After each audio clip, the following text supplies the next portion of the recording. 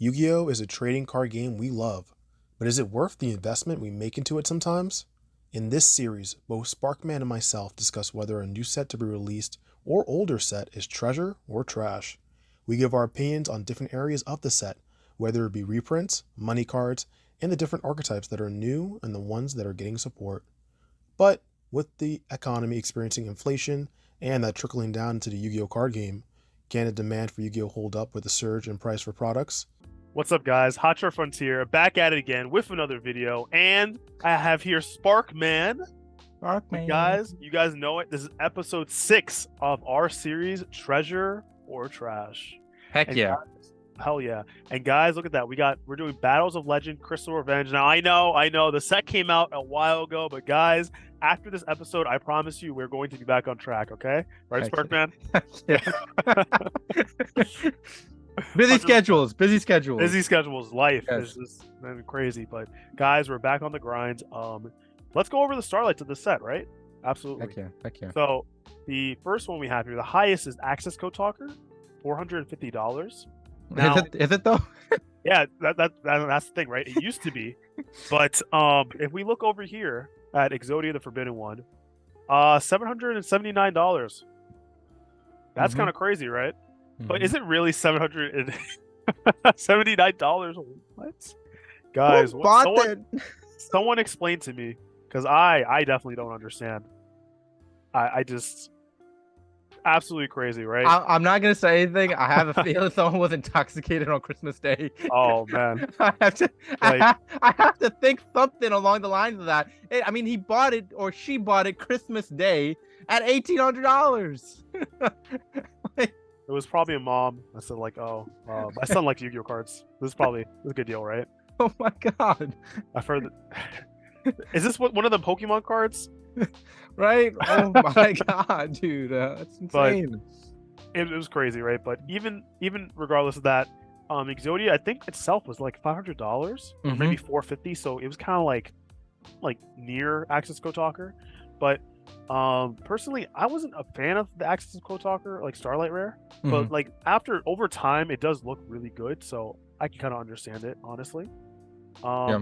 But moving on though, so again, you have this and you have Exodia. Moving on, we have the Borlode Savage Dragon at 180. Now remember, this card used to be very meta. It is still meta. It looks beautiful in that Starlight rarity, honestly. You already see Sparkman going, he's like not a big fan of it, but I mean, hey, it's somewhat cheap, I guess. You know, if you want to think about it in terms of Starlights. I know 180 is like not cheap to a lot of people, but hey, it's For Starlight. right there, right? Yeah, it's a Starlight. But then of course we have the super polymerization. So 173, not bad. I think I don't see anyone like maining 3 of these as a Starlight rare, like unless you want to ball out. But I think it was one of the most like random like kind of throw-ins here. But For sure. yeah, I also think it's gonna get banned, but that's just my prediction. that would be bad for the Starlight. But hopefully not. But we'll see. And then you have the rest of the Exodia pieces. You have the left leg, the right arm, the right leg, and the left arm. So The prices have gone up for these though. From the last time I did check, they were like around 170, 180. Yeah. So they are starting to increase as the time goes on now, it looks like. Exactly. And low listings too, 2, 5, 4, 4. So, a lot of these are gonna go up. And the thing is for me is like I'm kind of like curious about like these would settle, because again, the Exodia head is that's where you get the effect from. Like drawing these, you don't really get any of the effects off of winning the duel. So like in theory, they should be the general same price, but I guess not. How this one's 300, this is 225, 219, 224. So it's kind of interesting, how these like land. But moving on, we have Yatagarasu, which is kind of cool. Low key, just underrated in this set, right? But An OG 111 card. OG card. Yeah. Nice, and it's back, so not bad. And then I have one of the most favorite ones out of the set, Blackwing Armor Master. It's at $84, which we're hoping that it kind of goes lower, just a little more, for some people. Yes. Try to get it for like $40. Anyway, really cool card though to get made as a Starlight, right? I think this was also kind of random. But I'm a Blackwing fan, so I love this. I don't even care. I love that this is in here. Yes, I have to agree with you 100% that Yeah. this is probably my favorite Starlight. So it being Yeah. the cheapest is kind of like amazing for me too at the same time. But yeah, man, it's underwhelming. I do feel like it should definitely get more respect. But I mean, I'm fine with it being lowered for at least for now. 100%. And moving on, so Battle of Legends box you can buy is like $60. I believe some places had 65, but 70 you know, even.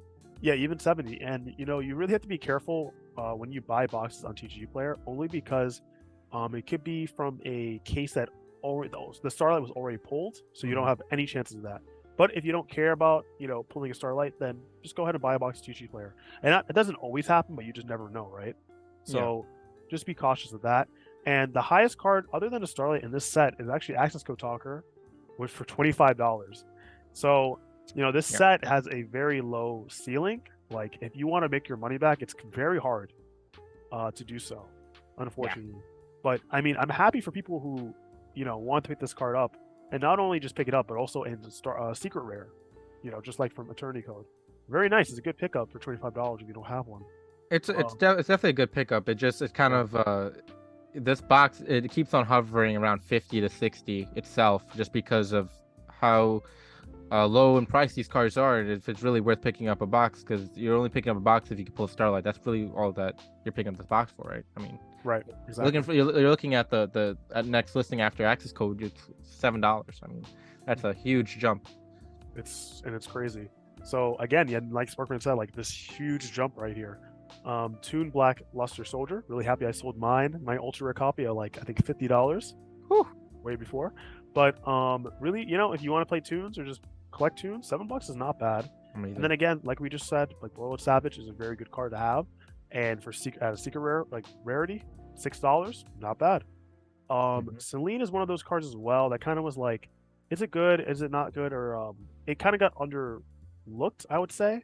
And then that card shot up in price. The dual overload version, the ultra rare, up to like $35 because this was a good card you could use to link climb into Access Code Talker if you played like Effect Veil in your deck or anything like that. Really good card. Nice to see it get reprinted. We have number F0 Utopic Draco Future. Another good card that's again like only $4. Like, a lot of cards here are really undervalued, and I think you guys should definitely go ahead and jump on them if you need any of them. Actually, F0. I feel like I see F0 like a lot of decks as well. So I mean, definitely. Yeah, really good target. But black, we have Clockwork Knight, which is a really good card. Underlooked. It's like a good card for Cyber Dragons. It can make everything on the field machine, and if your opponent has anything in the extra monster zone, you can use that card and anything you have. Cyber Dragon card, just contact these off, which is really strong. Or mixed with Super Poly, you can just go crazy, right? So think of the applications that this card has.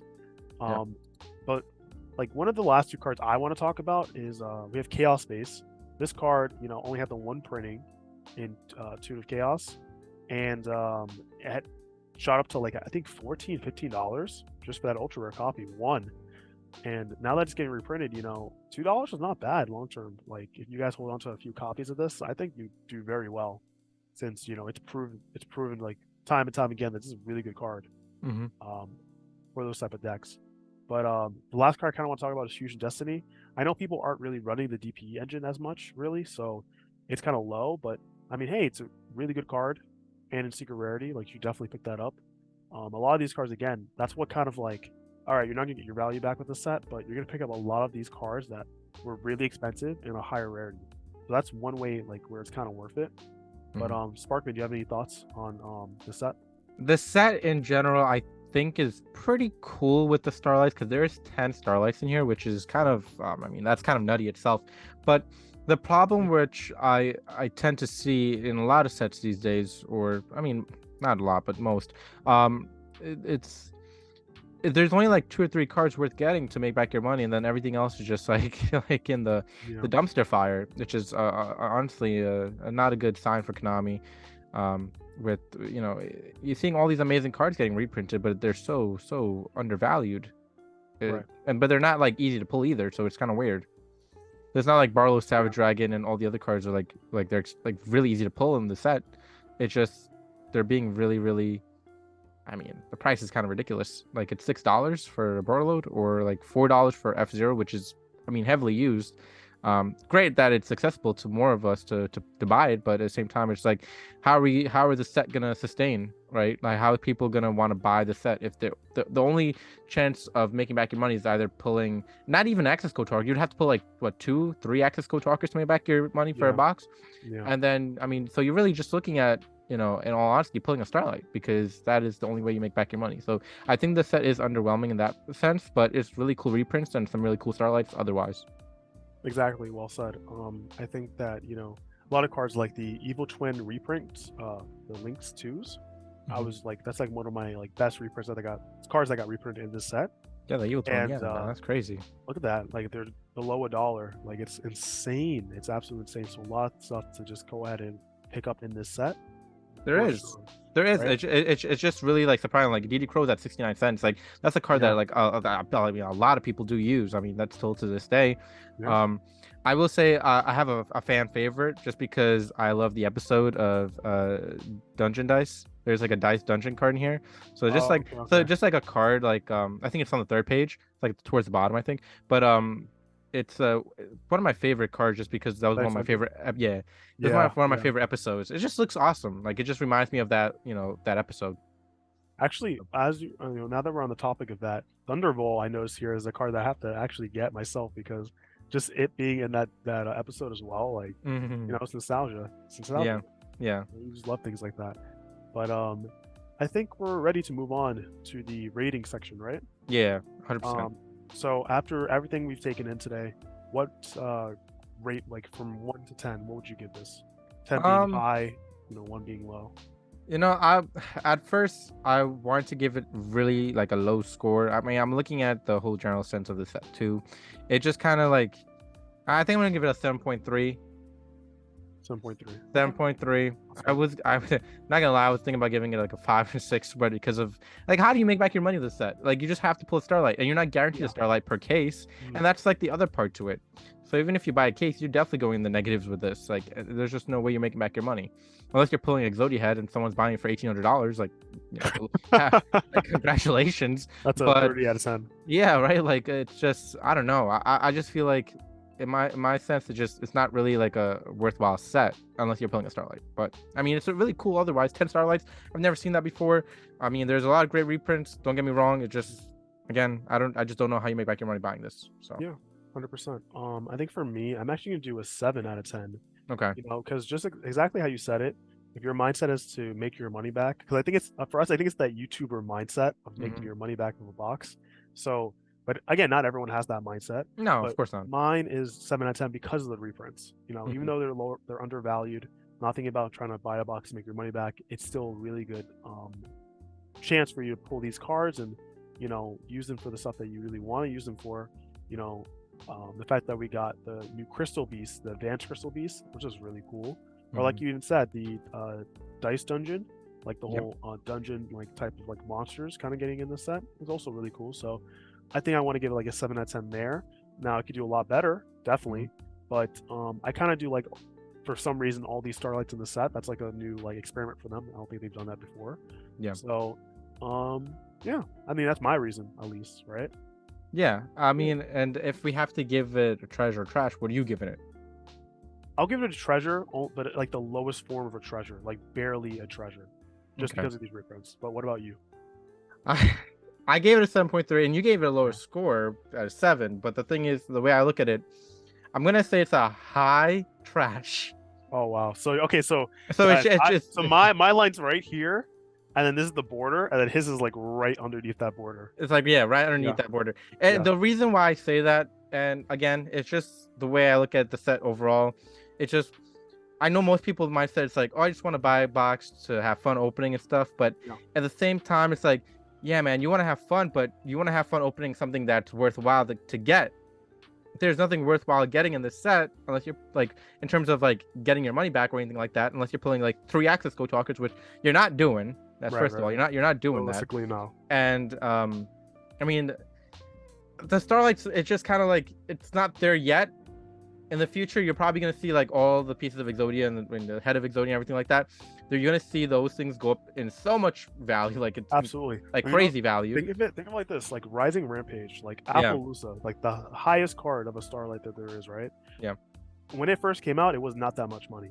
Yeah. But eventually, now over time, of course, you're gonna see it like that. So give it a few years, like you're saying, and this Yeah. Exodia set's gonna be Oh, like, people are gonna want to have this on their wall. Exactly. It's gonna be like a whole thing, right? Exactly. People that are OG Yu-Gi-Oh fans that are gonna come back into the game years from now, they're gonna be like, "What? They made something like this? I want it!" And now they're gonna be looking at the price. Like, wow. It's like 1,000 a piece, so it's gonna be like crazy.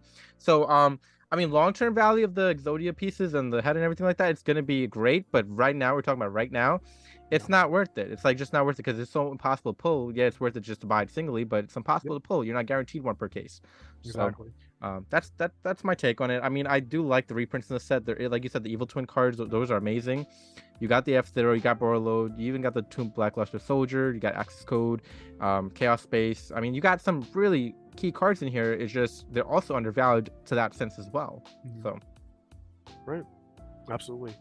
But yeah, I think that's the full review, right? Yeah. Have anything else to add? Heck yeah. So And Spark, that is take us yeah, off. yeah, this is episode 6 of Treasure Trash, your last episode of 2022. Don't worry though, we will be back in 2023 doing more Treasure Trash. I'm really happy we started the series together, Hotshot. We've had a lot of success throughout these episodes and people like coming enjoying. Hopefully they're enjoying. But Enjoy. But it's been fun. I've been having fun. And there's more big things to come in 2023. I know that for sure. And more success to both of us, hopefully. And happy New Year to everybody. Hope everyone had a great holidays as well. And yeah, man, from yours truly, Sparkman and Hotshotfrontier. Please subscribe and comment to both our channels. 100%. But guys, that is it, and we will see you in the next video. Peace. Peace out. Peace out.